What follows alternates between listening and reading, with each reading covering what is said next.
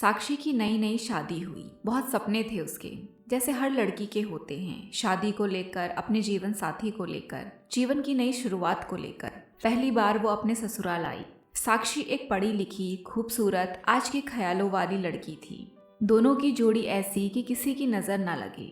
वो गुड़गांव में एक आईटी कंपनी में ऊंची पोस्ट पर थी। साक्षी के सास ससुर भी पहले सरकारी नौकरी में कार्यरत थे, पर अब रिटायर हो चुके थे। देवर भी बढ़िया सी नौकरी कर रहा था।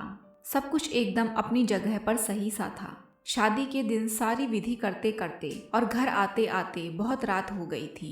आते ही साक्षी की सास ने एक छोटी सी घर में पूजा विधि कर ली। साक्षी की बहन राधा ने सास को समझाने की बहुत कोशिश की कि सब बहुत थक गए हैं और बाकी की विधि दूसरे दिन कर लेंगे, पर वो सुनने के लिए तैयार ही नहीं थी। दूसरे दिन घर की बाकी रस्में निभाई गई। 2-3 दिन बाद साक्षी से रसोई की पूजा करवाई गई और उससे पहली रसोई में हलवा बनवाया, जो सबको बहुत पसंद आया। ससुर जी ने अपनी बहू को शगुन के तौर पर 1100 रुपए दिए और खूब आशीर्वाद देकर कहा कि ऐसे ही इस घर की अन्नपूर्णा बनना। सास ने साक्षी को कमरे में बुलाया और कहा कि परसों मैंने तुम दोनों के वैवाहिक जीवन, सुख शांति, नवग्रह शांति आदि के लिए पूजा रखी है। सुबह अंधेरे में ही उठ जाना, बाल धो के अच्छे से नई नई कोरी साड़ी पहन लेना। साक्षी सब कुछ बड़े ही गौर करके सुन रही थी। अचानक सास ने पूछा, अच्छा तुम्हारी तारीख कब की है मासिक धर्म की? कहीं ऐसा ना हो कि मैं इतनी तैयारी करूं और तुम सब पर पानी फेर दो।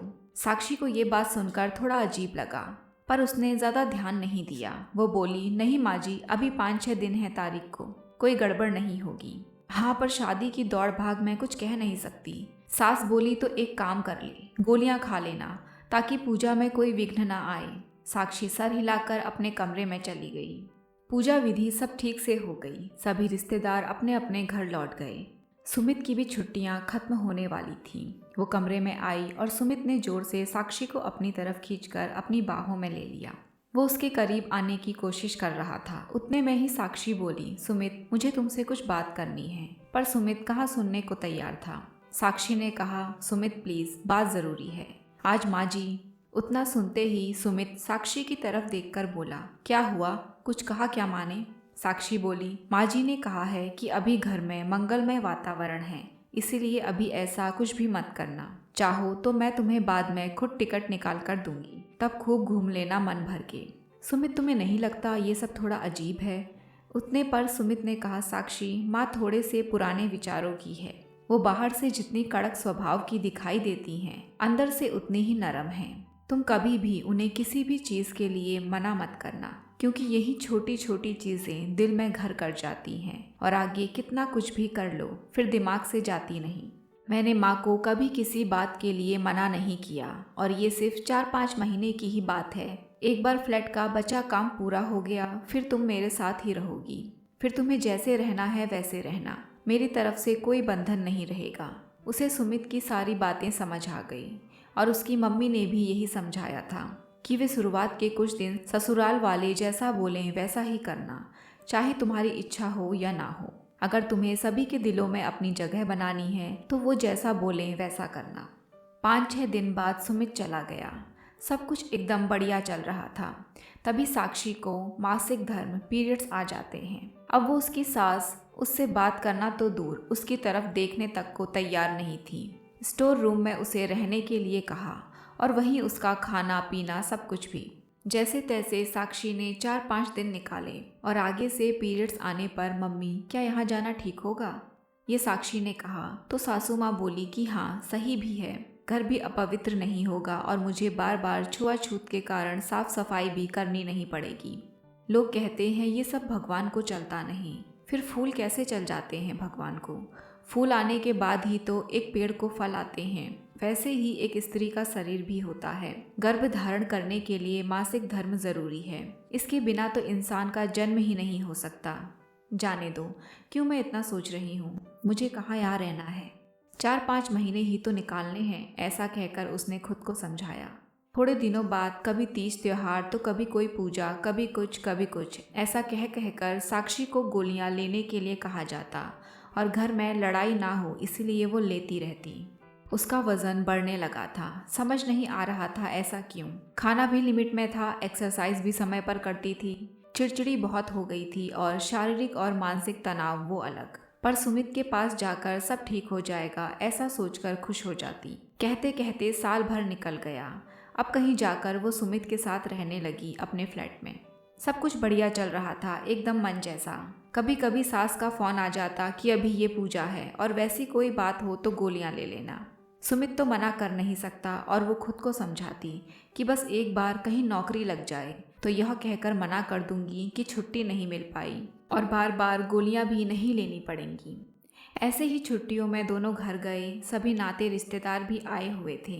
तभी सुमित की बुआ जी बोली, बहू हमें पता है तुम दोनों नए ख्यालात के हो, पर शादी को 3 साल हो गए, कुछ सोचा है बच्चों के बारे में या अभी और समय चाहिए? भाभी तो भगवान के हाथ धोकर पीछे पड़ी रहती है, पर कोई खुशखबरी मिलेगी ऐसा लग तो नहीं रहा। और सभी उनकी तरफ देख के हंसने लगे। पर साक्षी को ये बात तीर की तरह चुभी। उसने कमरे में आकर सुमित से कहना शुरू ही किया था कि सुमित बोला, तुम चिंता क्यों करती हो, अभी हमारी उम्र थोड़ी निकल गई है, घर जाके किसी अच्छे से डॉक्टर को दिखा के इलाज करा लेंगे। 2 दिन बाद वे एक अच्छे गायनो के पास गए। डॉक्टर ने बैठने के लिए कहा। उन्होंने डॉक्टर को सारी बातें विस्तार से बताई।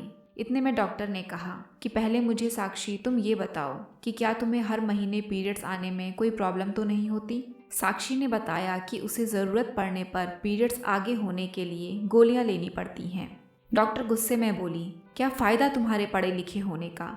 तुम आजकल की लड़कियां अगर सिर दर्द की भी गोली लेती हो तो पहले उसके साइड इफ़ेक्ट्स के बारे में पता करती हो। और तुमने तो साक्षी, मैं तुमसे क्या कहूँ अब, तुम्हें थोड़ी भी कल्पना है कि ये गोलियां लेकर इनका तुम्हारे शरीर पर कितना बुरा असर होता है? तुम्हारी फैलोपियन ट्यूब में ब्लॉकेज आ गए हैं इन गोलियों के कारण। और तो और शरीर में होने वाले हार्मोन बदलने के कारण तुम्हारी दोनों ओवरीज डैमेज हो गई हैं। तुम्हारे गर्भाशय में गांठें बन गई हैं। तुम्हारे माँ बनने के चांसेस कम से कम 90% तक कम हो गए हैं। फिर भी मैं कोशिश करूँगी, पहले गोलियां देकर देखती हूँ, अगर गांठें गल जाएं तो ठीक, वरना तुम्हारा गर्भाशय निकालना पड़ेगा क्योंकि इन्फेक्शन भी फैल सकता है। ये बातें सुनकर साक्षी के हाथ पैर ठंडे पड़ गए थे। सुमित का भी यही हाल था। उन्होंने सोचा भी नहीं होगा कि इसका परिणाम इतना भयानक होगा। वो गुस्से में उठी और डॉक्टर से बोली, मुझे पता है मुझे ये नहीं कहना चाहिए, लेकिन आप बताओ मुझे ऑपरेशन के लिए कब आना है? डॉक्टर बोली, आप ये क्या कह रही हो मिसेस साक्षी? और नहीं तो क्या, ना गर्भाशय रहेगा, ना पीरियड्स आएंगे और ना मेरे कारण किसी का घर अपवित्र होगा। सही कहा ना मैंने सुमित? और वो वहाँ से चली गई सुमित की राह ना देखते हुए। सुमित के पास इसका कोई जवाब नहीं था। आज हम 21वीं सदी में जी रहे हैं। छुआछूत, अपवित्रता, ये सब बातें पहले हुआ करती थी और औरतों का अलग बैठना, उसके पीछे भी अनेक कारण थे। पर सिर्फ घर अपवित्र हो जाएगा या पूजा विधि रह जाएगी, इसके लिए पीरियड्स ना आने के लिए गोलियां लेना, ये अपने शरीर पर एक प्रकार से अत्याचार ही है। और इन गोलियों का दुष्परिणाम भी बहुत भयावह है। जो गलती साक्षी ने की वो आप ना करें, बस यही गुजारिश है और यही कहानी के माध्यम से आप तक पहुंचाना था। आपको ये कहानी कैसी लगी, अपनी राय कमेंट में ज़रूर दें। बेहतरीन कहानियों के लिए जुड़े रहें मेरे साथ।